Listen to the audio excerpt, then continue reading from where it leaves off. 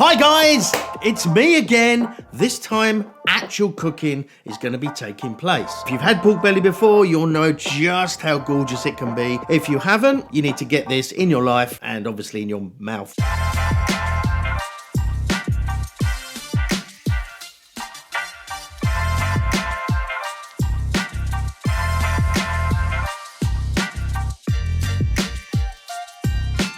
Pork belly is such an easy thing to cook, but it needs a little bit of love, a little bit of care and patience, because it's a cheaper cut of meat, but it's also a tougher piece of meat. It needs a bit of slow love, needs a bit of...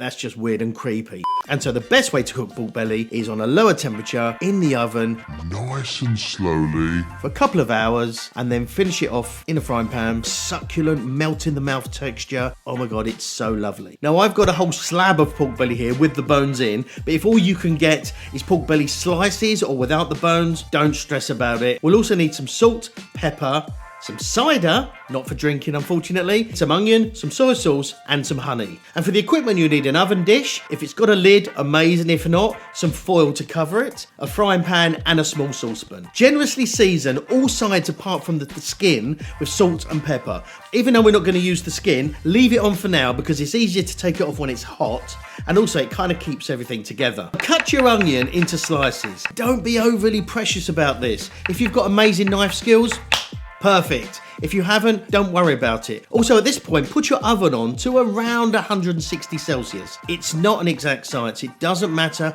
if you're a bit hot or a bit colder. This dish is incredibly forgiving. Now, normally you'd brown the meat before you put it in the oven. However, because we're going to be cooking it in the oven first, then finishing it off in the pan afterwards, we're going to add the crust later. Put your onions in the dish as even as you can, and then place the pork belly on top. Pour in the cider around the sides, just so it comes up to maybe 1/2 to 3/4 of the height of the meat.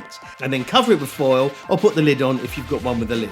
Whack this in the oven, and then after about 2 hours, check it. If it's super soft, you can remove it. If it needs a bit more cooking, leave it in for another 20 minutes. Once it's done, remove it from the oven and place it on a plate to cool. At this point, it's a lot easier to remove the skin, and to remove the bones, you can pull them out, put the cooking liquid into a saucepan. Now, ideally, if you've got a sieve or a strainer, you can use that, or you can just fish out the pieces of onion. It really doesn't matter. They're adding flavour. If you don't like the onions there, you can pull them out. If not, just leave them there. It's not a problem. Place your saucepan on a high heat and start to reduce this liquid. You're looking for a thick consistency here. Once it starts to get thick, turn the heat off, and the residual heat in the pan will help to continue thicken it some more. Add some honey at this point and a bit of soy sauce and taste it. But don't just whack a load of soy sauce in, because you don't want the glaze to be so salty that everyone's reaching for a jug of water. Keep stirring and tasting, and once you've got this thick, sticky glaze, you're done. Cut the pork into even sized pieces, whether they're squares, rectangles, any shape you like really. I'd recommend against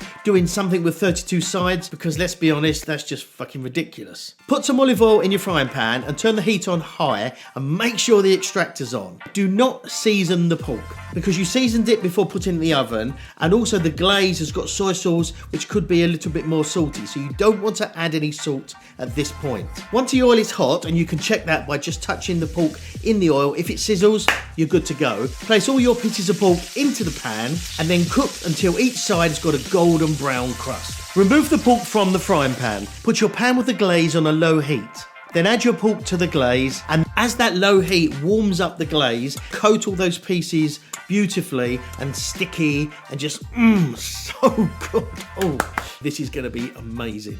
At this point, taste the glaze. If it needs a little bit of seasoning, add a little splash of soy sauce and stir it all around and mix it all up. Once you're happy everything is warm enough, transfer the pork to a plate or bowl and pour over the remaining glaze.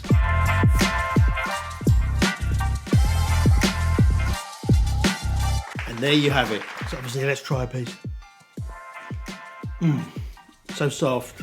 Subtle apple flavour, then that sweet, sticky, salty glaze. The problem is whether or not any of your friends will get to try this, because you're not going to be able to stop tucking into these. Give it a try. An amazing dish. It does take a little bit of time in the oven. Very, very simple. Very, very cheap to make as well. Pork belly is one of the cheapest cuts you can get, and the results are so good and so easy to make. You really must try it. And let me know in the comments how you get on and whether or not you changed anything or put your own spin on it. So if you want to start enjoying cooking for the fun that it is, without all the usual bullshit and stress, make sure you smash that subscribe button, because there'll be a new video every Thursday. Enough time for you to make the dish at the weekend, because it's time for you to get handy in the kitchen. Until next time, guys, cheers, take care, bye-bye.